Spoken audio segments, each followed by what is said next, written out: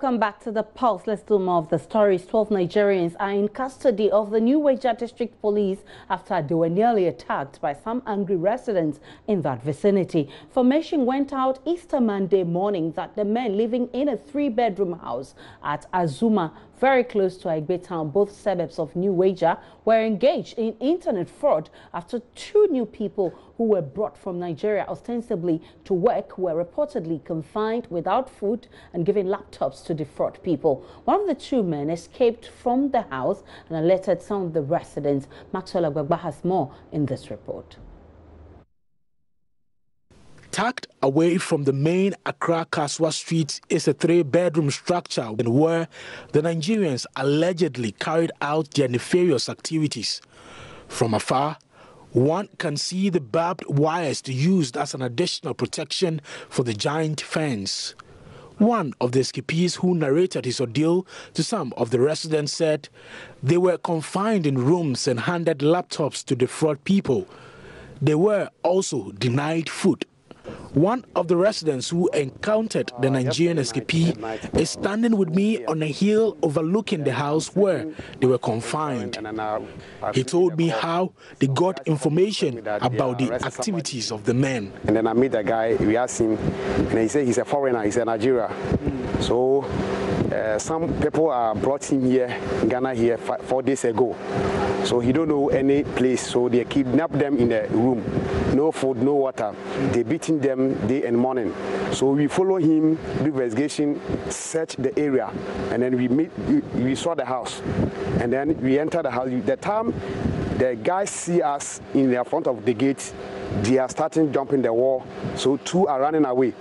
And then we are conquer the house. And then we open the gates, we enter inside. They are running away into the ceiling in the room. So we put torchlight on the ceiling. We see that they are sitting there on the top of the ceiling. So we will tell them to get down. If they don't come down, we will fire the house. So they fear. So all of them get down. That's why the people are calling police to come and arrest them. In the hall, we see many laptops at the center table. We counting the laptop. It's 25 laptops. He said they kidnapped them for 4 days. No food, no water. Even if you feel to sleep small, they will slap you. They're beating you hardly. Because they told them that the work they want them to do is a fraud work. So in the beginning, they didn't explain the work, the business for the guy to come to Ghana to do. But they said that it's a monthly work. So if they do that work, they will pay them monthly. So that's why he came to Ghana here. They no eat, they no bath, they no sleep. So the time we enter the house, we see that the one is weak. He can't talk, he can't do anything. So the police arrived that one to the hospital at Akaway. I've now met Odro Ampao at the new Weija District Police Station. He's the assemblyman for the area. He corroborates the report so far based on laptops retrieved from the house. When the Nigerian people, they give me a problem here. They are not working. When they come, they will rent the whole house and pile the people inside. This, for example, the boy says, when I confronted, they say they can't go out. So the one who brought them here and only sent them to the house, they are not going outside. Every day inside. So they are training them for the job they want to do for them. They're fraud and meeting people and breaking people's houses and all these things. So they are being trained. Now this is what they do. They'll catch the whole house and they'll be there and train themselves how to steal. Internet fraud. The 12 Nigerians are still in the custody of the new Weija police. When we arrived here, some officers were taking mark shots of the 12 Nigerians. We were interacting with the district commander here who told us that they found 20 laptops in the house where the Nigerians were operating. That is true. When we brought the 12 Nigerians to the office, some few minutes later, some 2 other Nigerians called in to say that they were brought from Nigeria by one Nelson, who currently is not in Ghana. He's gone back to Nigeria. They were brought to Ghana to come and work. As to what work they were coming to do, they were not told. But when they got here, then the Nelson told them he was coming to give them laptops and teach them how to browse the internet and defraud people. So they told him they were not interested. They were not interested, and for that matter, they wanted to go back to Nigeria. The Nelson did not allow them to go back, but he rather left them behind. And he's, as we speak now, in Nigeria. This lady here, we found laptops. Are you able to tell us how many laptops you found when you went to that? We found about close to 20 laptops, which we intend forwarding to our anti-cyber crime unit to assist us in further investigations. They are going to go through them and see whether they've actually used them in committing any crimes of crime. So what's the police doing to apprehend the Nelson who brought the two people here together? We are working on that. For now, I can't open up on that. You leave that to us. We are working on it, and we'll surely get him. Wherever he is, we'll get him to come and tell us why he brought them here. Police say they are vetting the 20 laptops retrieved from the house for evidence of internet fraud. Well, joining me in the studio is our own Kobe Spike Nkrumah, who is host of Geek Squad, a tech program on Joy FM. You're welcome on The Pulse. Thank you. So why do you think we're seeing increasing rate of cyber fraud?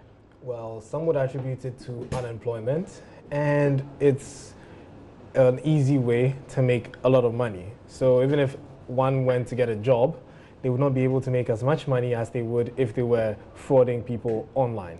So that's why most of the young people now are venturing into this cyber fraud.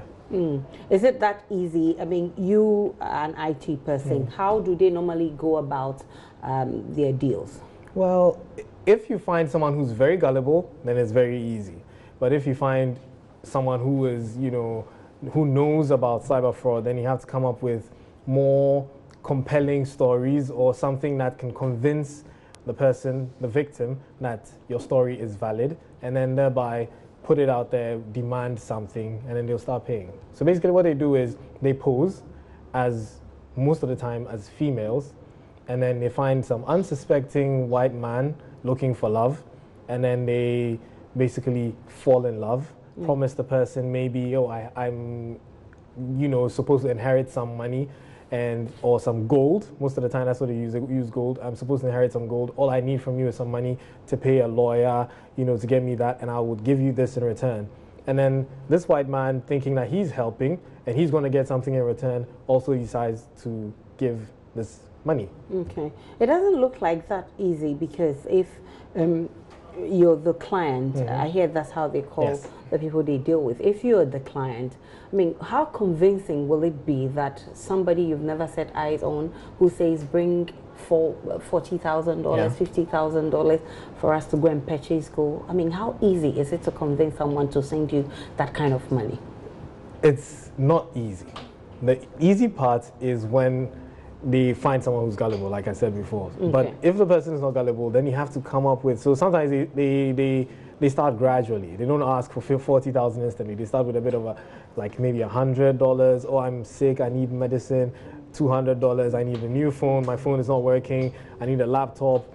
And they also bait them, so they give you a bit of information now. So they might send you a picture or two. You say you want new pictures, you want more pictures. So they ask the white man, say, I want more pictures. Says my phone is broken. If you send me a phone, I get you. Send me the money. So you send the money, and then supposedly gets a new phone, sends you some more pictures. Want to video chat? I don't have a laptop. So you're going to send money for the laptop, and then one day then he just pops the question or something. He says, okay, I'm going to come to America. I'm going to need money for the visa documentation and all that. And because they've given you pictures, you've seen videos, and then you're now excited, hoping to see them, you send the money to help them come to America or wherever you find yourself.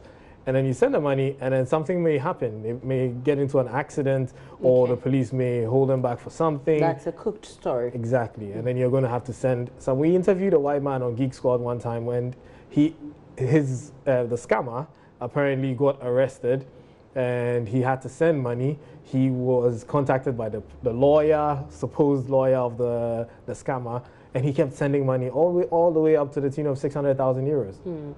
Wow. Yeah. So do they have their victims only, outside the country, or do you have some of the victims right here in the country? In the country, they have to use a different strategy, because if you tell me that, hey, I'm in love with you and I want to see you, obviously I'm going to want to see you in person, and that's easier because we're in the same country. Yeah. Although people try that on social media, they use a beautiful girl's picture, you add her up, you're chatting, and she might ask you for credits. And if you're unsuspecting, you send her credits, but it's not actually a girl, it's a guy. And then, but with Ghana, what they usually do is they try to scam people out of mobile money, because that's the easiest way to get them. Say, hey, I sent you some money, can you send it back? And you get a message on your phone, which is actually a spoofed message, but it's not true. And then you send them the money, and it's your money you're sending to them. Okay. Wow, that's interesting. But there seem to be more Nigerians getting into this kind of scam. And I hear a lot of people say they are masters of the game. Why are we saying that? It's believed that it started in Nigeria. And well, one may say because of the population in Nigeria, a lot of people are always looking for new ways to make a living. And fraud, being something that has been prevalent in Nigeria, has evolved. And most of the new tricks that the boys here are learning, they're learning from the Nigerians, because they're evolving. Anytime they learn something new, or anytime this stops working, they look for something new, because it's like their jobs. So that's why they're bringing people here to come and do this, because it is a job for them. Okay. They actually call it a job, like, I'll job you. Okay, yeah. And the job is to fraud people. Fraud, yeah, exactly. What are some of the amazing stories people have been sharing with you regarding this scam? Well, the amazing part for me is how some people can be actually gullible to hear that, hey, I'm a prince in some African country, and I'm bound to inherit about $40 million worth of gold, and I need you to send me this amount of money to pay the customs, blah, blah, and I'll send it to you. And they actually do it. Okay. So it's borderline the person either being very trusting or greedy or naive. So it's one of the three, because I'll go do my research.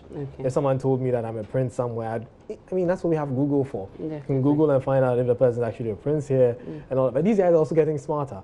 They can tell you they have a company, they build a website, get someone to do search engine optimization and everything, and you Google the company and it exists. And it pops up. It pops up, and they have all the information there. Sometimes they're even able to spoof the bank website to prove to you that, hey, I have this amount of money. And they give you a link to their account, give you the login details, you log in, and then it shows you that this is this person's account. And they have I know that I've heard stories of sometimes even inviting those people down, and they create a makeshift office and staff and everything. And then once you put in the money they're looking for, the office ceases to exist. Even that website disappears, and you don't find anything anymore. And I've also heard that there's been times, there's one person I know who reported they took a lot of money from him. He reported to the police, the matter went to court, and then they kept postponing the issue, adjourning the case, and the person is not in Ghana, he lives in Canada. And anytime they're going to call the case, he has to fly, come, stay here for some weeks. And so, sometimes people think that our justice system is also not helping matters, and because it frustrates the people, sometimes they don't even want to report, and then they go away. It's very interesting, but which country do we have more of this? Asking, where do they have more of their clients? The US, the UK, Canada, where? Australia, or it's all over the place? It's all over, but prevalently in the US, because some way, somehow, that's easier for them. Most of the time, because they're dating sites, and they exist most of the time in the US. The US is the go-to place for some of these clients, but it's all over. They can get them from any other country. Well, many thanks to you, Kobe and Chroma there, explaining to us how these guys operate. We're supposed to get the head of cybercrime to speak more to this issue. We're still trying to get him. When we get him, we'll explore the issue further.